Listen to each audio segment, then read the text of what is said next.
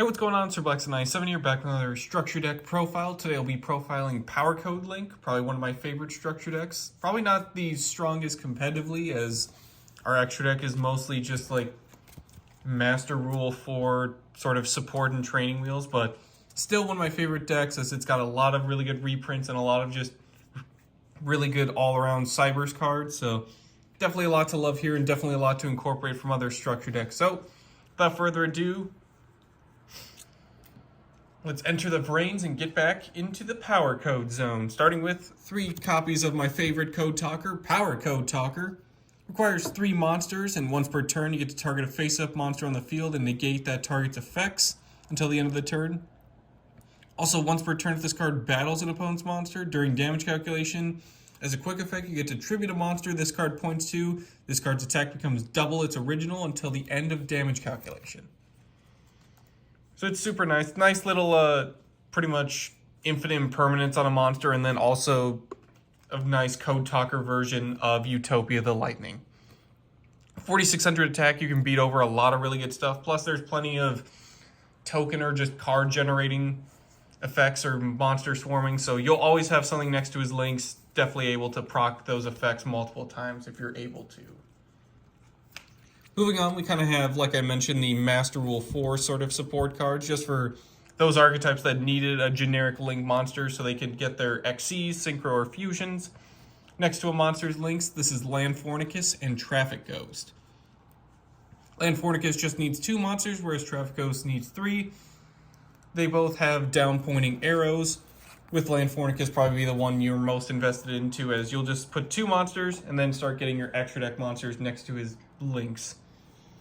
Obviously, they don't serve too much of a purpose now, just because Master Rule 5 is a thing, but if you just want to extra Foolish Barrel them for, you know, materials for access code to banish and start popping cards, that's also an idea, so you've got that to look forward to, but don't feel like you have to run them now just because they've kind of been, you know, phased out with new changing Master Rules. But still pretty cool looking cards. I mean, Traffic Ghost does look really neat, so if you're just in it for the coolness factor and just free materials to banish for access code, by all means. But again, if you want to run more of a cohesive Code Talker based deck, stuff like Splash Mage and Transcode Talker will probably be better ways to link, climb, and banish for material.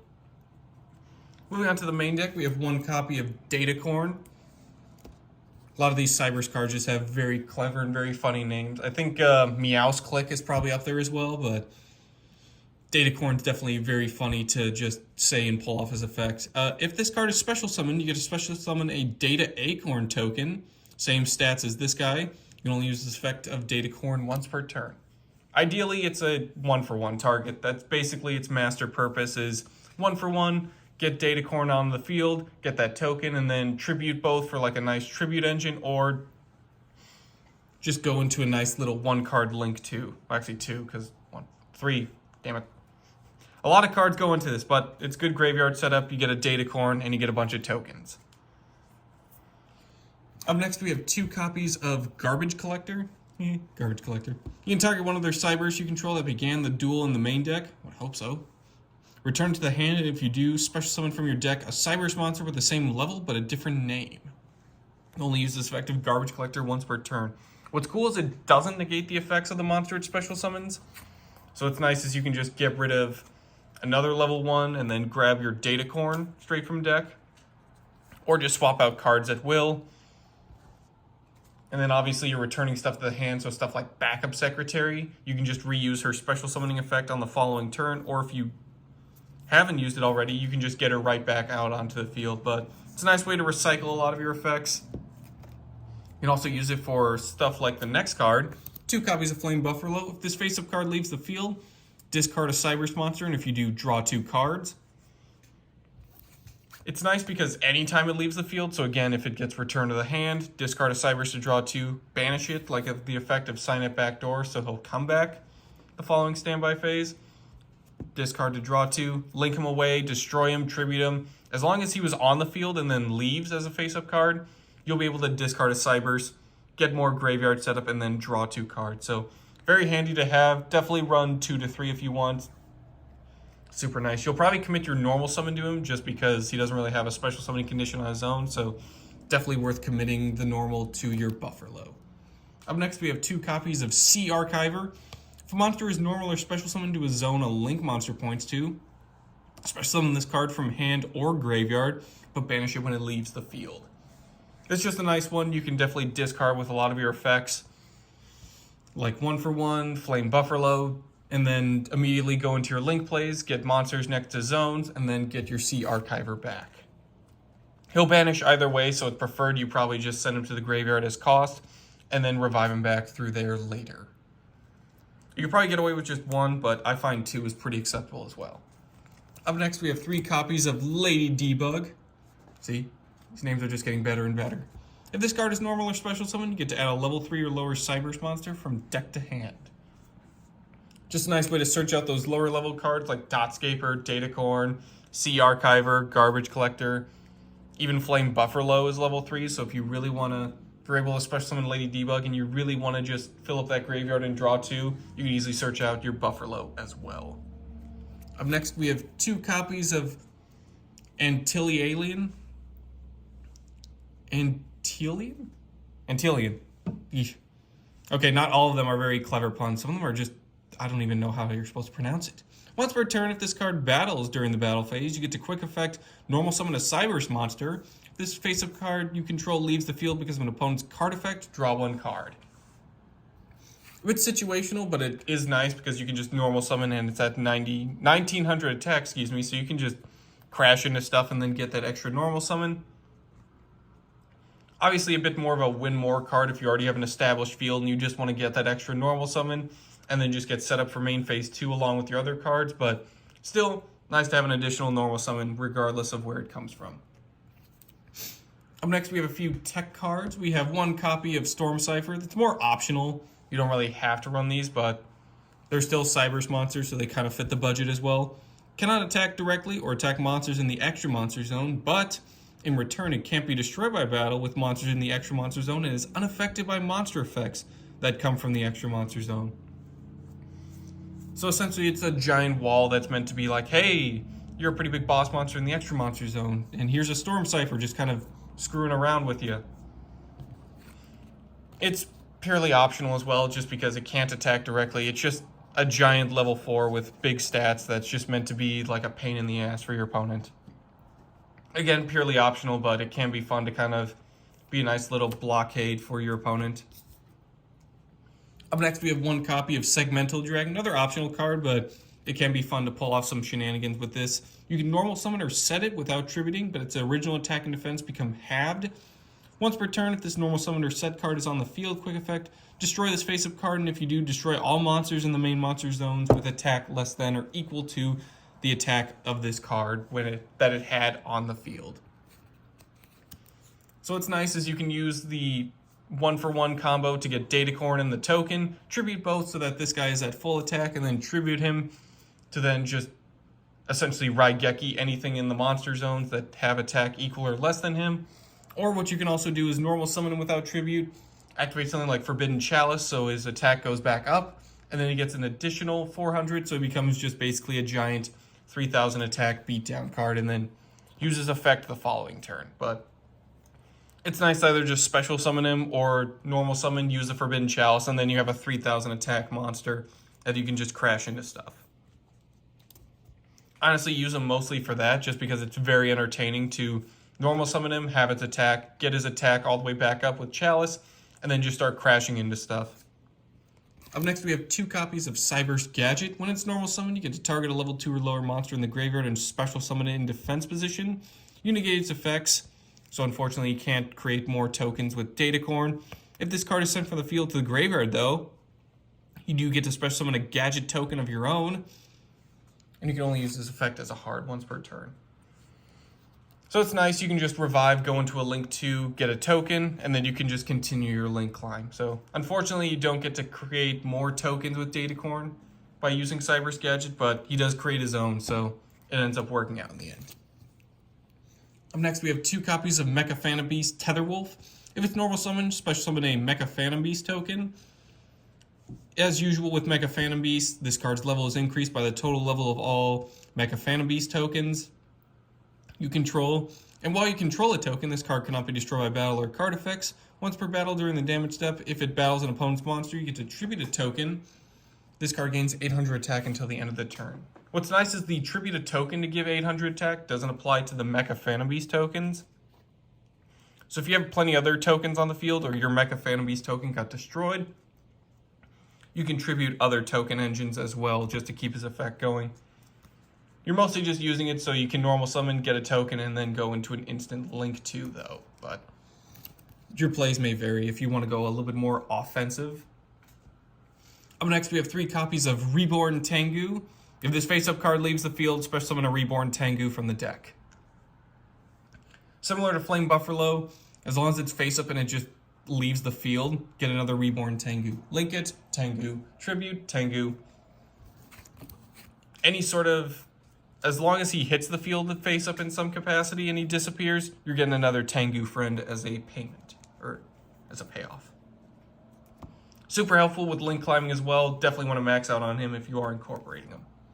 Up next, we have 3 copies of Goblinberg. Definitely one of my favorite Goblin-themed cards. He's playing a little plane. It's cool. When it's a normal summon, you can special summon a level 4 or lower monster from your hand, and then change his card to defense position. That's another great way to get Datacorn out, get your token, and then boom. That's an instant 1-card power code. You summon your Goblinberg, you summon your Datacorn, get your token, and then use all 3 for power code. Talker. Super helpful. Up next, we have 1 copy of Gen X Ally Birdman. You return 1 face-up monster you control to the hand. Special summon this card from your hand, but banish it when it leaves the field. Also gains 500 attack if the return monster was Wind attribute. What's super cool is you can use it on stuff like Flame Buffalo, Reborn Tengu, bounce them back to the hand, and then use their effects immediately. Get draw power in the case of Buffalo, or get another Tengu if you're using Reborn Tengu to get bounced back. And then you can just summon the Reborn Tengu again the following turn. Super helpful. It gets you essentially a lot more sort of field presence when used with the right cards. And it's just nice if you think a card might be in danger, bounce it back to the hand and then use its effects the following turn if you need more searches, like with Lady Debug, or if you need more draw power with Buffalo. Moving on to the spells, we have 2 copies of Cynet Storm. All Link monsters on the field gain 500 attack and defense. Link summons of Link monsters cannot be negated. I would hope you're only Link summoning Link monsters. I don't think you'll be Link summoning a Synchro, but your results may vary. Once per chain, if you take 2,000 or more battle or effect damage, shuffle the face down cards in your extra deck, excavate the top, and if it's a Cyberse Link monster, special summon it, otherwise return it to the extra deck. Ah yes, when you're struggling with field presence and you're taking a beatdown, just shuffle your extra deck and then just dispense a Powercode Talker.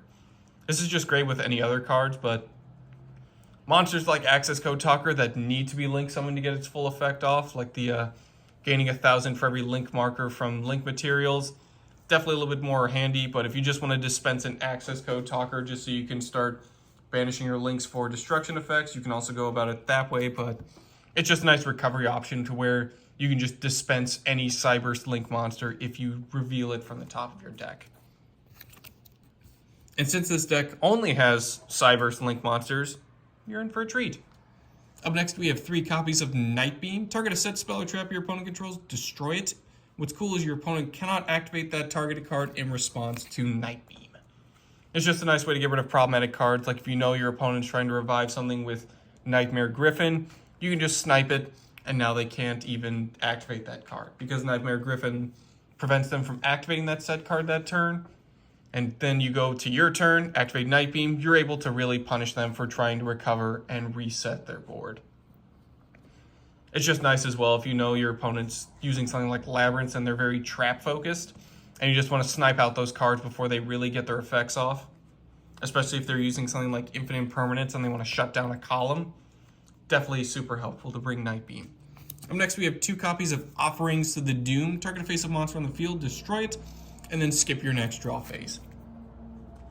We got plenty of draw power cards and plenty of token generators, so we can link climb at will. So draw phase isn't too necessary, but again, if you really just want to focus on drawing cards and keeping your field healthy and active, you may want to skip Offerings to the Doom. Up next, we have 3 copies of the Forbidden Chalice. Target a face-up monster on the field until the end of this turn. It gains 400 attack, but also its effects are negated. Super helpful again with stuff like Segmental Dragon, just to reset its attack and then give it some more fighting power. You may not use its tribute effect to just nuke the field, but you might just want to have a 2600 normal summon monster. But with using Chalice, it goes up to 3000 for that turn, and it's a lot of fun to pull off. It's also great if you just want to, if you have a monster that negates or lowers its attack as cost, and you just want to reset it like Light and Darkness Dragon.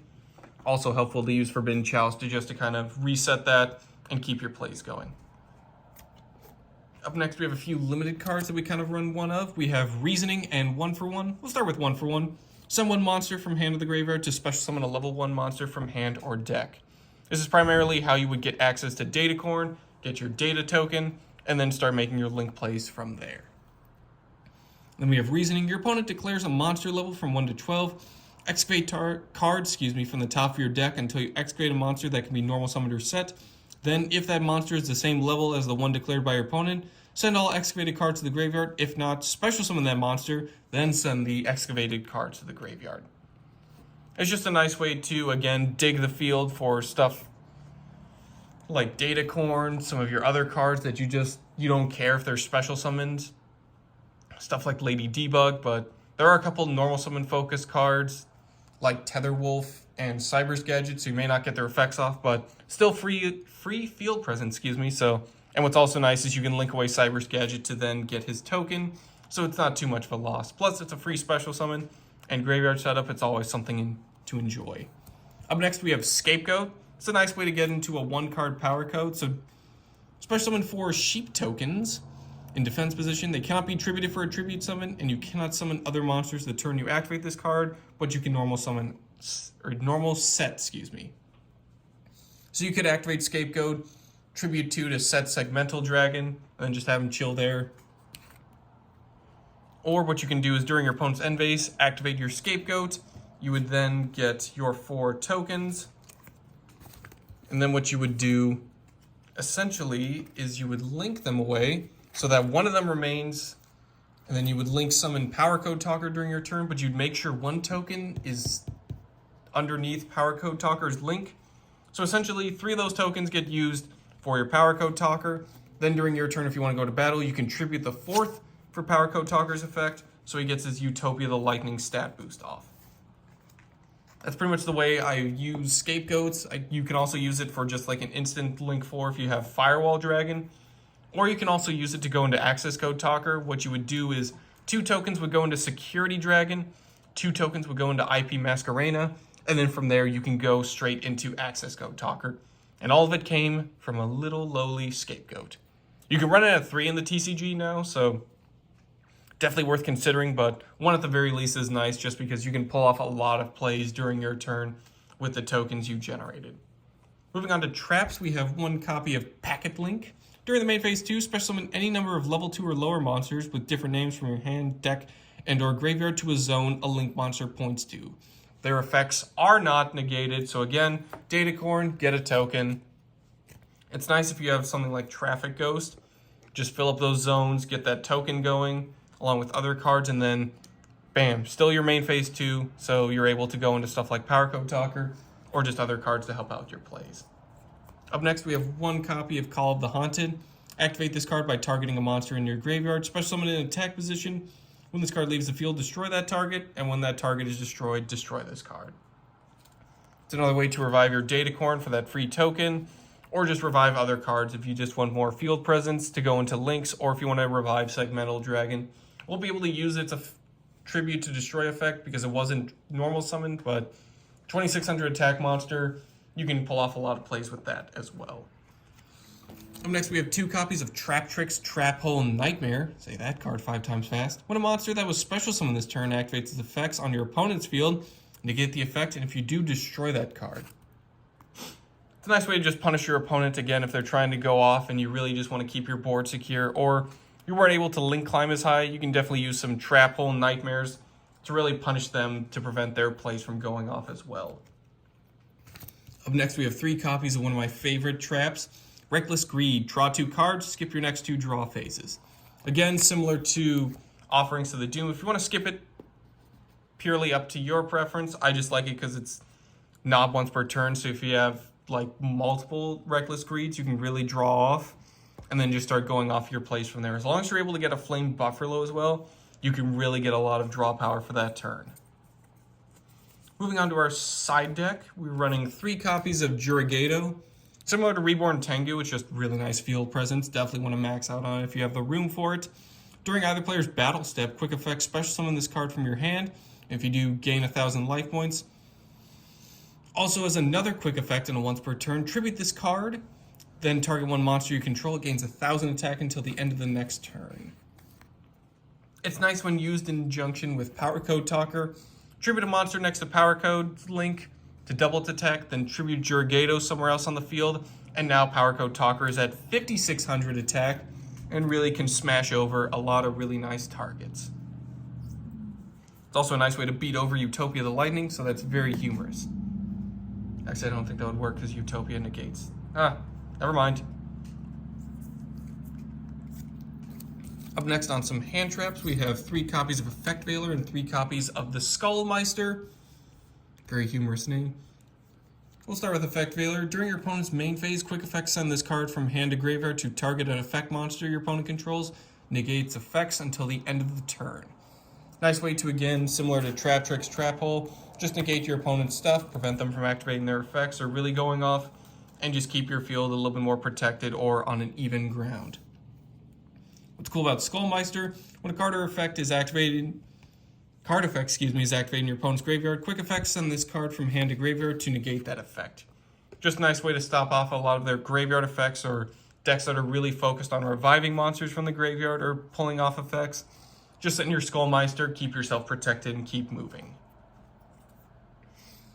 Up next, we have 1 copy of Swords Revealing Light, just to kind of restore game state, especially if you've skipped a lot of your draw phases due to stuff like Reckless Greed or Offering to the Doom, and you want to sort of reset and recover and get that draw phase back.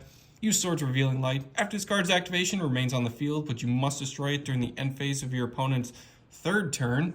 When this card is activated, your opponent controls a face-down monster. Flip all monsters they control face up. And while it's face up on the field, your opponent's monsters cannot declare an attack. It's a nice defensive card just to kind of help out, give yourself some protection, and keep yourself moving as you want to reset your draws and just get your field rebuilt and reset. Especially if you use Segmental Dragon and you kind of heavily invested into getting those 2 tributes or getting them at full attack and then tribute them, you might want to have some protection just to keep your field safe while you at least rebuild it. Up next, we have 2 copies of Safe Zone. Activate this card by targeting 1 face-up effect attack position monster, on the field. That face-up monster cannot be destroyed by battle or your opponent's card effects, and your opponent cannot target it with card effects. Also, it cannot attack directly. And when this card leaves the field, destroy that monster. And similar to Call of the Haunted, when that monster leaves the field, destroy this card. Although, unlike Call of the Haunted, that monster doesn't need to be destroyed. It's just anytime one of the safe zone or the equipped monster leaves the field, the other will be destroyed. It's just a nice way to protect your boss monsters, or if you want to protect something weak next to Powercode Link, so that way you contribute it for the battle phase to really get his effect off. You can also do it that way, so that way safe zone, whatever's next to Powercode's Link, your opponent then has to attack Powercode Talker. Then you would tribute that monster for Powercode to get 4,600 attack and keep yourself alive and in the duel. Probably a more unconventional strategy, but it does work a couple of times, so experimentation is nice, whether you want to use it for like easy tribute fodder or just for your big boss monsters that you invest into. And finally, we have 3 copies of Debunk. When a monster effect is activated in the hand or graveyard, negate the activation, and if you do, instead of destroying it, banish it.